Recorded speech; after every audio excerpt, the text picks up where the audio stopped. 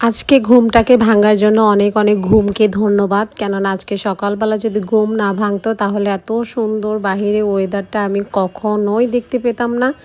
এবং আজকে সারাদিনে কি কি কাজ করছি সব কিছু তোমাদের সাথে শেয়ার করবে ব্লগে। So hi everyone, welcome to my another new blog.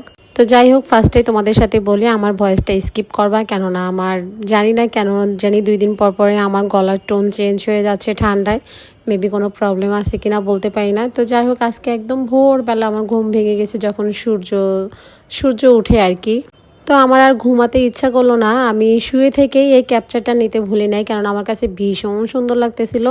যদিও বা তোমাদের ভাইয়া জানালাটা খুলে দিছিল, পরে আমি এই সূর্যটাকে দেখছি, মানে আকাশটা এত সুন্দর লাগতেছিল।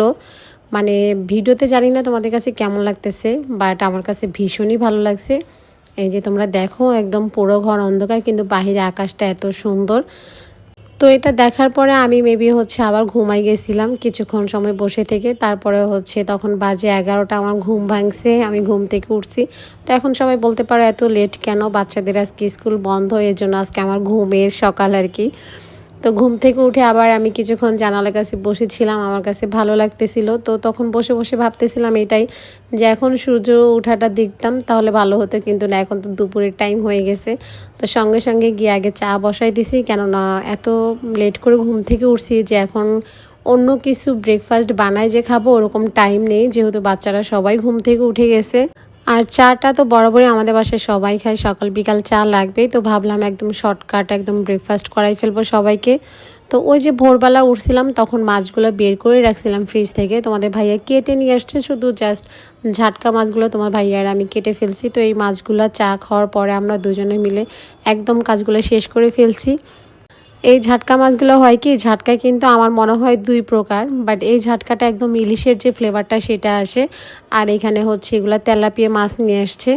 তো এগুলো ধুয়ে একদম প্রসেস করে রেখে দিছি, দিয়ে দুপুরের আয়োজনটা শুরু করে ফেলছি। দুপুরে রান্না করছি শালগম আলু দিয়ে মাছ রান্না করছি, মানে তাড়াহুড়া করে আমার কাছে যেটা মনে হয়েছে সেটাই করছি। তারপরও মনে হয় লেট হয়েছে, আলু ভাজি করছি, আলু ভাজিটাও ভীষণ মজার হয়েছে। তো মাছটা তোমাদের ভাইয়া ধুইছে, এর মধ্যে আমি শালগমটা রান্না করছি। আমি আবার মাছগুলো যখন প্যাকেট করছি তখন আলু ভাজিটা তোমাদের ভাইয়া করছে। আমরা কিন্তু এরকম মিলেমিশেই কাজ করি।